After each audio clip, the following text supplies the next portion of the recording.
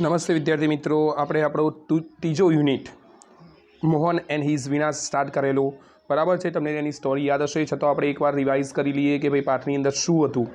તો આ એક મેં પહેલાં પણ વાત કરેલી કે પંડિત વિશ્વમોહન ભટ્ટ જે ચિત્રમાં પણ તમને અહીંયા ફોટો આપેલો છે બરાબર, એમની પોતાની સ્ટોરી છે, અહીંયા રિયલ સ્ટોરી આપેલી છે. તો જ્યારે તેમનો જન્મ થયો ત્યારે તેઓ મ્યુઝિશિયનના કુટુંબમાં જન્મ થયો હતો. મ્યુઝિશિયન સાથે તેઓ મોટા થયા હતા. નાનપણમાં એમને ટ્રેનિંગ આપવામાં આવી વોકલ મ્યુઝિક વિશે, એટલે ગવાતું સંગીત બરાબર છે, એમાં ટ્રેનિંગ આપવામાં આવી. પછી એમને પોતાનો હાથ વાયોલિનમાં અજમાવ્યો. સિતાર પણ 3 વર્ષ શીખ્યા, જે શરૂઆતના પેરેગ્રાફમાં હતું આપણે જોયેલું. પછી એમના ઘરે એક જર્મન લેડી આવી એમના પિતાજી પાસે, કેમ કે એમના પિતાજી પણ એક સારા સંગીતકાર હતા, એટલે એમની પાસે શીખવા માટે એક જર્મન લેડી આવી બરાબર. અને ત્યારથી એમના જીવનમાં એક ગિટારનો પ્રવેશ થયો, કેમ કે ગિટાર એ ફોરેન ઇન્સ્ટ્રુમેન્ટ છે, ફોરેનનું સંગીતનું સાધન છે બરાબર છે. ત્યારથી એમને નક્કી કર્યું કે બસ મારે હવે ગિટાર જ વગાડવાનું છે, ગિટાર સિવાય કે મારા જીવનમાં બીજું કોઈ સાધન હશે નહીં. પરંતુ એ વખતે એમની કાકીને એમને સમજાવ્યું કે ભાઈ તારા પિતાજી તને તારો જે આ ગિટાર પ્રત્યેનો પ્રેમ કરો એને સપોર્ટ કરશે નહીં. ત્યારે એમની મમ્મી એ વખતે મદદમાં આવી હતી. મમ્મીએ એમને કહ્યું હતું કે એની મનની ઈચ્છાને અનુસરવા દો બરાબર છે ને. પછી તો એમના પિતાએ પણ સપોર્ટ કરવાની શરૂઆત કરી. અને મોહને, જે અહીંયા ચિત્રની બાજુમાં મેં તમને આપેલું સમજાવેલું છે, કે મોહને તો પછી નક્કી કર્યું કે આ જે ઇન્સ્ટ્રુમેન્ટ હતું, સૌથી મહત્ત્વનો સ્પેલિંગ હતો મોડિફાય બરાબર, એટલે ફેરફાર કરવો, સાધન જે હોય એમાં સુધારા વધારા કરવા. અને જે આ વેસ્ટર્ન ઇન્સ્ટ્રુમેન્ટ હતું ગિટાર જે હતું, આજે ગિટારની વાત કરું છું બરાબર, આ ગિટારને પણ તમે ધ્યાનથી ચિત્રમાં જોતા હશો તો એને વીણાની જેમ પકડેલું છે બરાબર. અને એનો ખાસ કરીને આગળનો હિસ્સો જોશો તમે તો આગળનો ભાગ વીણાની જેવો છે અને આ ભાગ જે રહ્યો એ ગિટાર જેવો છે. તો આ એમનું પોતાનું સાધન છે, એમને આ ફેરફાર કર્યો. આ ભાગ જે અહીંયા જે વીણા અને ગિટારને મિક્સ કરી, એટલે કે મોડિફાઈ કર્યું કહેવાય બરાબર છે. તો આ એમનું જે સાધન હતું મોહન્સ વીણા, એટલે પાઠનું નામ આપવામાં આવ્યું છે કે મોહને બનાવેલી આ જે હતી એ વીણા. ઓકે. અને એમને એવું બનાવવા માગતા હતા કે જેથી ઇન્ડિયન ક્લાસિકલ મ્યુઝિક, એટલે કે ભારતીય શાસ્ત્રીય સંગીત વગાડી શકાય, એવું બનાવવા માગતા હતા બરાબર. પછી એક ઘટનાનો અહીંયા એક પ્રસંગની વાત કરેલી છે કે ભાઈ એક સાંજે એમની ફેમિલી ગેધરિંગ હતું, કે કુટુંબના અને મિત્રો, નજીકના મિત્રો ભેગા થયા હતા. એમના ભાઈ બહેન અને જે નેફ્યુ એટલે ભત્રીજો હતો એમની પાર્ટીમાં પોતાનું પરફોર્મન્સ આપ્યું, એટલે કે સિતાર વગાડી. મોહને પણ પોતાની ઈચ્છા વ્યક્ત કરી અને મોહને પણ પરફોર્મન્સ આપ્યું. ત્યારે એમના એકાદ સંબંધીએ એવું કહ્યું કે ભાઈ ગિટારમાં કે સિતાર જેવી અસર નથી, કે તારે હજી મહેનત કરવી પડશે, જે અહીંયા સમજાવેલું છે બરાબર, કે ભાઈ તારે મહેનતની જરૂર પડશે. અને પાછું એમ પણ સમજાવ્યું કે જો તું સિતાર વગાડતો હોત ગિટારની જગ્યાએ, તો કે તું તારા ભાઈ બહેનની સાથે હરોળમાં હોત બરાબર ને. હજી કે તે 2 વર્ષ કે પસાર કર્યા ને હજી પણ તારે વધારે સમયની જરૂર પડશે, આવું એક રિલેટિવે કહ્યું. આટલે સુધી આપણો પાઠ હતો બરાબર છે. હવે આપણો પાઠ આગળ શરૂ કરીએ છીએ. After his performance someone said, એમના પરફોર્મન્સ પછી કોઈક બીજાએ પાછું કહ્યું. શું કહ્યું? The sitar sound is like a flowing stream, સિતારનો અવાજ એક વહેતા ઝરણા જેવો છે કે. And your instrument doesn't have that depth, અને તારા આ જે સાધન કરું, તારું આ સાધન એટલે ગિટાર, જેની અંદર આવી ગહેરાઈ નથી. ડેપ્થ એટલે ગહેરાઈ, ઊંડાઈ થાય. શું કહ્યું એક સંબંધીએ? કે ભાઈ સિતારની અંદર તો એવું એની અંદર કે જાણે કે એક વહેતું ઝરણા જેવું છે એનો અવાજ, જ્યારે તારું આ જે સંગીત ખરું એમાં કોઈ ગહેરાઈ નથી, એટલે ઊંડાણી નથી બરાબર છે. પછી પાછો એક અનધર વ્યક્તિ આવીને પાછો એમને કહે છે કે યટ અનધર સેડ, એક બીજા વ્યક્તિએ કહ્યું, your brother plays the violin, તારો ભાઈ કે વાયોલિન વગાડે છે. એન્ડ હિઝ સૂર એન્ડ તાલ આર સો બ્યુટિફુલ, અને એના સૂર અને તાલ કે ખૂબ જ સુંદર છે. And what are you doing with this instrument, અને તું કે આ સાધન સાથે શું કરી રહ્યો છે? What are you doing with this instrument. એટલે પાછો એક બીજો વ્યક્તિ કહે છે, એટલે બધા પાર્ટીમાં જતા મોટે ભાગે એને કહેવા લાગ્યા કે ભાઈ સિતારમાં આવી અસર નથી, ને તું સિતાર વગાડતો હોત તો કે તારા ભાઈ બહેનની હરોળમાં હોત, ને 2 વર્ષથી વગાડે કે હજી તાર બીજા સમય ફાળવવો પડશે. પાછો બીજા કોઈકે કહ્યું કે ભાઈ સિતાર જેવી ગહેરાઈ નથી બરાબર છે. ત્યારે પાછો એક વ્યક્તિ કહે છે કે ભાઈ તારો ભાઈ વાયોલિન વગાડે છે ને સૂર તાલ કેટલા સરસ છે, ને તું શું કરી રહ્યો છે કે આ સાધન સાથે, મતલબ આ સાધન શું કરવા વગાડી રહ્યો છે. હવે મોહન વોઝ ડિપ્રેસ્ડ. હવે આટલા બધાએ એને સલાહ સૂચન આપ્યું એટલે મોહન બિચારો શું થઈ ગયો? ડિપ્રેસ્ડ, હતાશ થઈ ગયો. And cried for the whole night, અને આખી રાત રડ્યો બરાબર. હતાશ થઈ ગયો અને આખી રાત રડ્યો. He had already given 2 years of his life to this instrument. He had already given 2 years, એને ઓલરેડી 2 વર્ષ તો આ સાધનને આપ્યા હતા. પોતાના જીવનના, ઇન્સ્ટ્રુમેન્ટ એટલે સાધન થશે, તો પોતાના જીવનના 2 વર્ષ આ સાધનને આપ્યા હતા. મતલબ કે 2 વર્ષ આ સાધન શીખ્યો હતો, બરાબર. અને લોકો આવું છતાં એને કહેતા હતા. એટલે બાપડો હતાશ થઈ ગયો અને આખી રાત રડ્યો. હવે પણ મોહન મક્કમ હતો. હવે એને શું નક્કી કર્યું જુઓ. But from the heart I am made for guitar. હવે મોહન શું કહે છે, જાતે જાતે વિચારે છે, બરાબર. થોટ એટલે વિચારવું, તો હી થોટ એટલે મોહને વિચાર્યું. શું વિચાર્યું? બટ ફ્રોમ ધ હાર્ટ, હૃદયથી તો કે આઈ એમ મેડ ફોર ગિટાર, કે હું ગિટાર માટે જ બનેલો છું, કે દિલથી કે ખરેખર હું ગિટાર માટે જ બનેલો છું. એને મનમાં વિચાર્યું. There is no instrument for me but the guitar. અને કે ગિટાર સિવાય મારા માટે બીજું કોઈ સંગીતનું સાધન નથી, કે હું કે ખરેખર ગિટાર માટે જ બનેલું છું ને ગિટાર સિવાય મારા માટે મારા જીવનમાં બીજું કોઈ સાધન જ નથી, કે બરાબર. હું કે ગિટાર માટે જ બનેલો છું. ધીસ ઇન્સ્ટ્રુમેન્ટ એટલે તમને ખબર છે સાધન, will become my face to the world. હવે શું કહે છે મોહન? એ વિચારે છે કે ભાઈ આ જ સાધન કે મારી દુનિયાની ઓળખ બનશે. ફેસ ટુ ધ વર્લ્ડ એટલે મારી ઓળખાણ બનશે દુનિયામાં. ચહેરો, ફેસ એટલે ખબર છે કે મારી ઓળખાણ બનશે, કે આ જ સાધન જે ખરું, ધીસ ઇન્સ્ટ્રુમેન્ટ એટલે ગિટાર જે ખરી, વિલ બીકમ એટલે બનશે, માય ફેસ મારી ઓળખ, ટુ ધ વર્લ્ડ દુનિયામાં. આઈ એમ શ્યોર મને ખાતરી છે. I am going to make it big, very big. મને ખાતરી છે કે હું એને ખૂબ જ મોટું બનાવીશ, કે ખૂબ જ મોટું, very big. He was determined. એને નક્કી કરી લીધું. એને ખાતરી છે કે ના હું કંઈક કરીશ, આ ગિટાર સાથે જ કંઈક મોટું કરીશ. એટલે ડિટરમાઇન એટલે નક્કી કરી દીધું, બરાબર છે. હવે this experience took place when, આ ઘટના, આ અનુભવ એને થયો when Mohan was only 16 years old. ત્યારે મોહન કેટલા વર્ષનો હતો? 16 વર્ષનો હતો. ત્યારે આ અનુભવ થયો. મતલબ જે પાર્ટીમાં જે લોકો એને આપણી સાદી ભાષામાં ગઈ તો ટોણા મેણા માણવા, તો એને સંબંધીઓએ આ રીતે કહ્યું. પણ એને નક્કી કર્યું કે ના હું ગિટાર માટે જ બનેલું છું, અને ગિટારથી જ હું કંઈક મોટું કરીશ અને દુનિયામાં મારી ઓળખ બનાવીશ.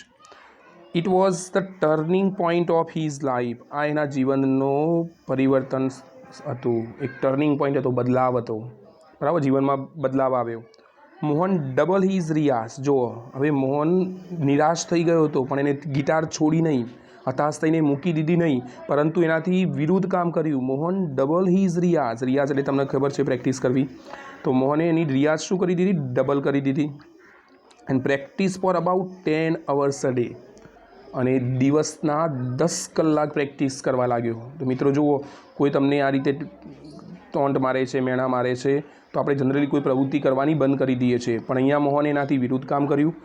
એની પોતાની પ્રેક્ટિસ, રિયાઝ ડબલ કરી દીધો, અને રોજના 10 કલાક, વિચારો હવે 12 કલાકમાંથી રોજના 10 કલાક પ્રેક્ટિસ કરતો હતો, બરાબર. He also study other aspect. Aspect એટલે બાબતો થાય, લક્ષણો થાય. આસ્પેક્ટનો મતલબ થાય કોઈ પણ બાબત કે લક્ષણ. ઓલ્સો સ્ટડી, તેને અભ્યાસ કર્યો. Aspect of the guitar, guitar વિશેની કેટલીક બીજી બાબતોનો પણ અભ્યાસ કર્યો, બરાબર. આસ્પેક્ટનો મતલબ મેં તમને સમજાવ્યું કે આસ્પેક્ટનો મતલબ શું થાય છે. તો આસ્પેક્ટ એટલે લક્ષણો, બાબતો. ગિટાર વિશેની કેટલીક બીજી બાબતો પણ એને સ્ટડી કરી, અભ્યાસ કર્યો.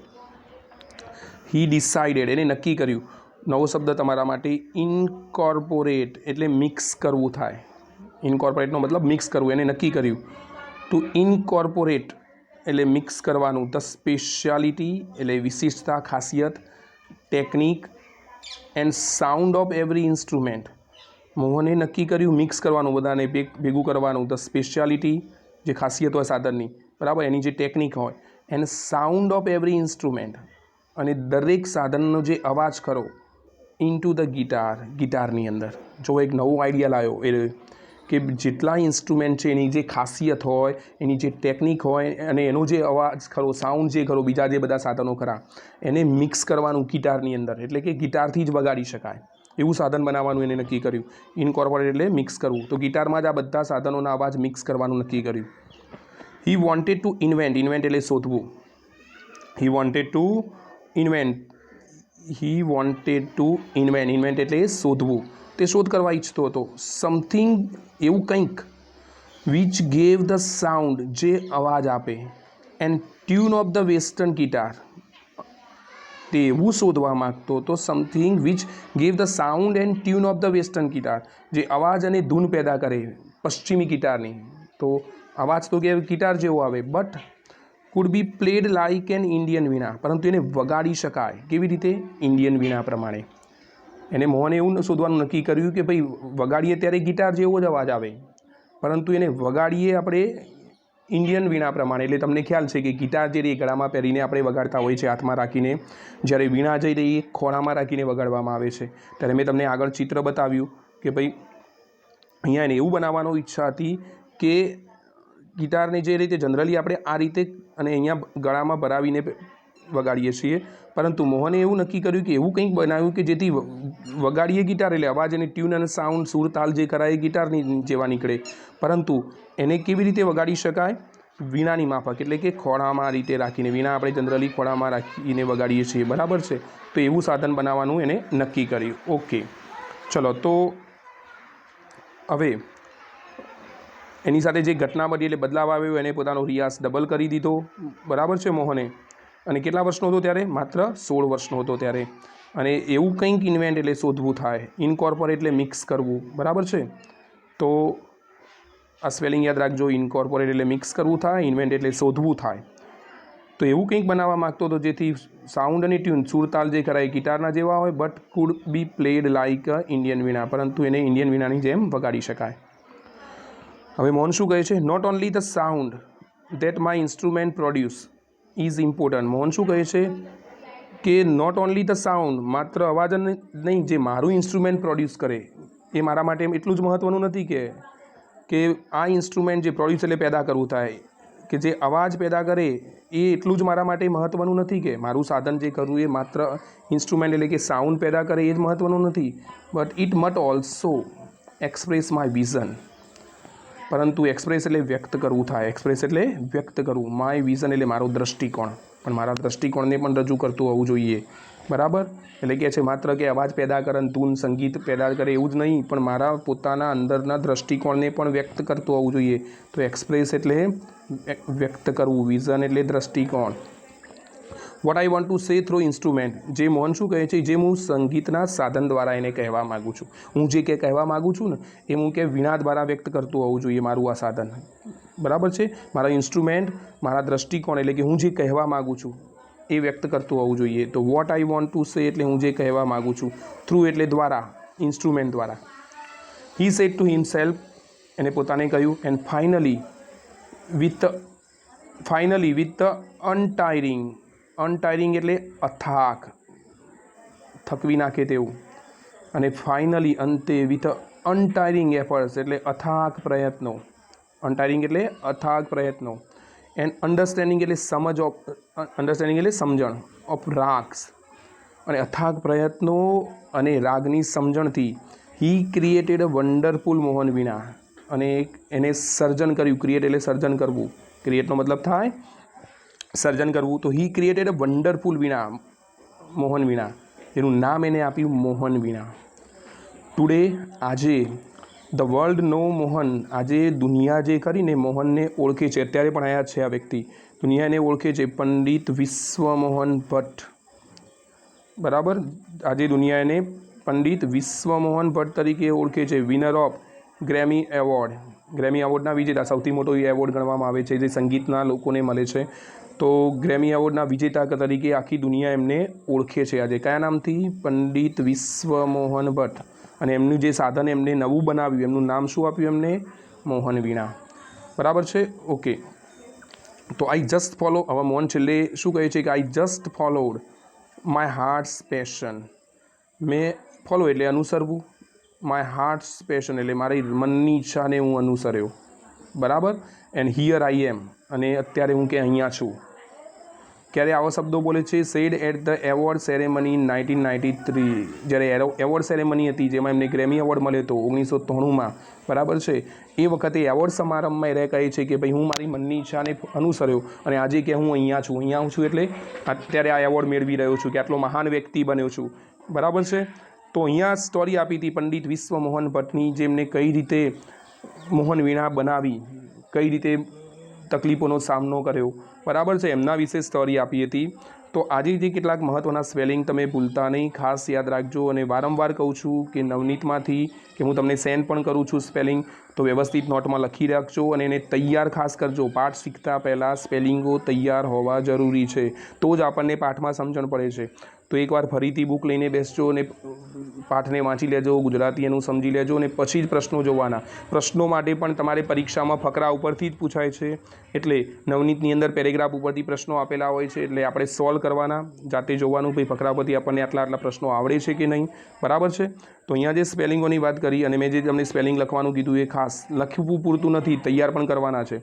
એક્સપ્રેસ એટલે વ્યક્ત કરવું થાય, વિઝન એટલે દ્રષ્ટિકોણ થાય. બરાબર છે. પછી અન્ડરસ્ટેન્ડિંગ એટલે સમજ થાય, અન્ડરસ્ટેન્ડિંગ એટલે શું થશે? સમજણ થશે. ક્રિએટ એટલે સર્જવું થશે. ઇન્સ્ટ્રુમેન્ટ તો તમને ખબર છે, સાધન.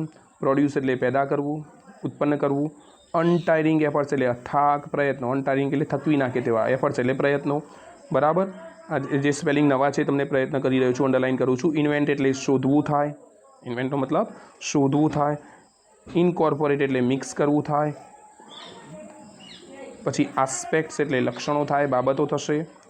બરાબર. આ કેટલાક અહીંયા જે સ્પેલિંગ હોય છે મેં અંડરલાઇન કરી છે. ફોલો એટલે અનુસરવું થાય. હાર્ટ પેશન એટલે હૃદયની મનની ઈચ્છાને અનુસરવું. બરાબર. ઓકે, આ કેટલાક સ્પેલિંગો છે મહત્ત્વના જે તમારે જોવાના રહેશે. તો આ પાઠની સ્ટોરી તમને ખ્યાલ આવી ગઈ હશે એવી આશા રાખું છું. પાઠમાં ખ્યાલ આવી ગયો કમ્પ્લીટ. બરાબર ને, કે પાઠમાં શું આપ્યું છે અને કઈ રીતે શરૂઆત થઈ. નાનકડો પાઠ હતો આપણો. તો આના સ્પેલિંગો તમને હું મોકલી રહ્યો છું. બરાબર. આ વિડીયો જોઈ લેજો, એના પછી સ્પેલિંગો નોટમાં લખી અને તૈયાર કરજો અને પછી પાઠના પ્રશ્નો જોજો તમે નવનીતના. બરાબર છે. સારું, તો મળીશું નેક્સ્ટ વિડીયોની અંદર. ત્યાં સુધી ગુડ બાય.